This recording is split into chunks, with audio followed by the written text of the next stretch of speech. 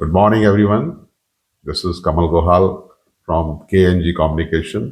आज का सब्जेक्ट जो मैं लेने जा रहा हूं वो है आत्ममुग्धा, खुमारी, या कहें हम एक तरह का नशा, हैंगओवर, जो कि आदमी को अपने पद, प्रतिष्ठा और सम्मान जो कि ईश्वर की कृपा से मिला होता है, उसको, जो कि हमें टेम्परेरी मिला होता है, ईश्वर की कृपा से मिला होता है, उसका हमें खुमारी चढ़ जाती है, हमें एक नशा चढ़ जाता है।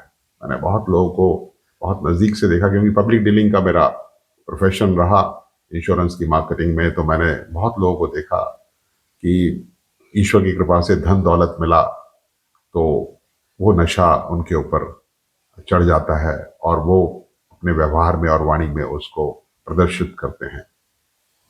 वो आवरण ऐसा पहन लेते हैं, अपने आचरण में उनकी ऐसी एक वाणी हो जाती है, व्यवहार हो जाता है कि जैसे कि वो कुछ डिफरेंट है, और उस डिफरेंट को महसूस करते हुए वो इनडिफरेंट हो जाते हैं, और उनके व्यवहार में, उनकी वाणी से वो जो है प्रदर्शित होता है, वो बहुत ही अशोभनीय और बहुत ही उनको लगता है कि शायद वो एंटाइटलमेंट के कारण, एम्पावरमेंट के कारण उनके अंदर वो एक खुमारी सी चढ़ गई है, एक आत्ममुग्धा का आभास हो जाता है उनको।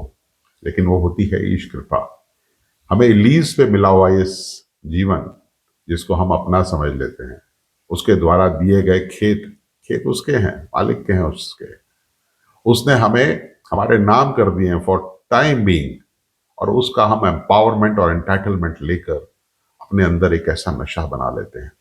ये सब ईश्वर की कृपाएं हैं, जिसको कभी भी हमें यह नहीं महसूस करना चाहिए, उसको ग्रेटिट्यूड करना चाहिए, और किसी पर उसको प्रदर्शित नहीं करना चाहिए। ईश्वर को बुरा लगता है, क्योंकि उसने दिया हुआ है ना, उसकी चीज है दी हुई। बड़े बड़े सम्राट आए, बड़े बड़े सिकंदर आए, बड़े बड़े अशोक आए, बड़े बड़े अकबर आए, सब जमींदोज हो गए, सब लोग यहीं पर सब चले गए, सब छोड़ छाड़ करके। आज उनका नाम निशान लेने वाला, उनकी आने वाली पीढ़ियों में कोई नाम लेने वाला नहीं है। तो इस चीज को समझने की जरूरत है कि हमें, मैंने कई बड़े बड़े सीनियर ऑफिसर्स देखे हैं जो रिटायर होने के बाद उनके अंदर एक खुमारी रहती है कि साहब वो अधिकारी सर, या उनकी वो जो कहते हैं ना, उस सर्कल से बाहर नहीं निकल पाते, उनके अंदर वही रहता है। कई मेरे मित्र रहे हैं, साथ के पड़े हुए हैं, तो उनको मैंने देखा कि कुर्सी का नशा नहीं उतरता साहब, बड़ा ही बुरा नशा है। हैंगओवर ये जो होता है, उसके कारण क्या होता है, वो क्या करते हैं, वो अपने से, अपने उन साथियों से दूर हो जाते हैं। वो उनसे ही दूर नहीं होते, वो अपने अंदर से भी, जो अपना अपना अंतर मन होता है, उससे भी दूर हो जाते हैं, क्योंकि वो एक नशे में रहते हैं, एक खुमारी में रहते हैं, एक अलग तरह की आत्ममुग्धा में रहते हैं कि I am some different, I am some different. लेकिन कहते हैं ना, ऊपर वाला बड़ा खिलाड़ी, वो जाने किसके भाग्य में क्या लिखते, कब अर्श से आदमी को फर्श पे बैठा दे, और फर्श से आदमी को अर्श पे बैठा दे, ये उसकी कृपा है।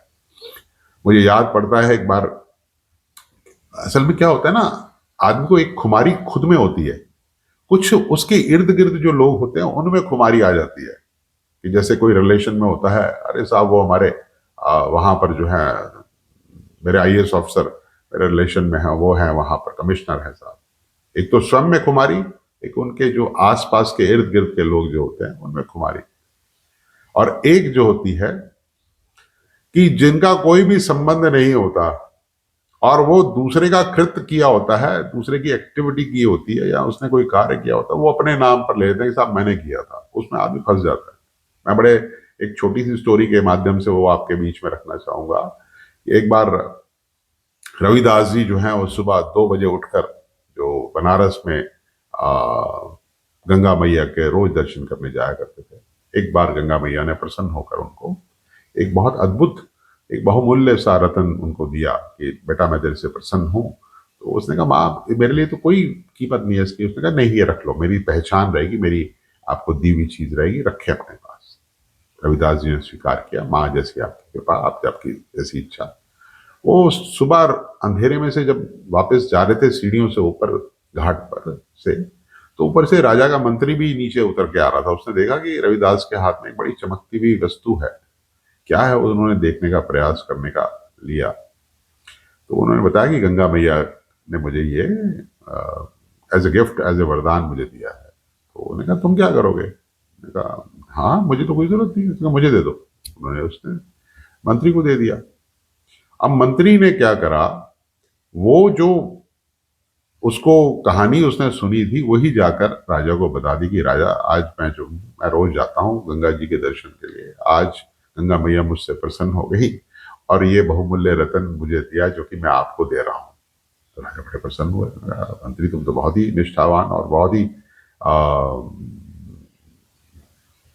बढ़िया इंसान हो जो तुमने अपनी चीज मुझे दे रहे हो। मैंने कहा बहुत सारा शर्फी धन देके उसको वहां आगे भेजा। राजा अपनी उस बहुमूल्य चीज को लेकर अपनी रानी को प्रसन्न करने के लिए महल में जब गया, रानी देख के बहुत चकित हो गई और बहुत खुश हो गई और घूम घूम के नाचने लगी उस बहुमूल्य रतन को लेकर। क्षण भर में उसकी सारी खुशी काफुर हो गई। राजा ने कहा क्या हुआ? उसने कहा प्रभु ये तो एक है, ये तो जोड़े में हो तब तो अच्छा लगता है। हाँ हाँ क्यों नहीं, मैं भी बुलाता हूँ मंत्री को, लेकर आएगा वो। उन्होंने उसको बुला लिया मंत्री को कि जाकर सेनापति को बोलो घर अभी पहुंचा नहीं होगा, उसको बुला के उठा के ले आओ, जिस सभी हाल में उसको लेकर आई। तो लेकर आ गए। तो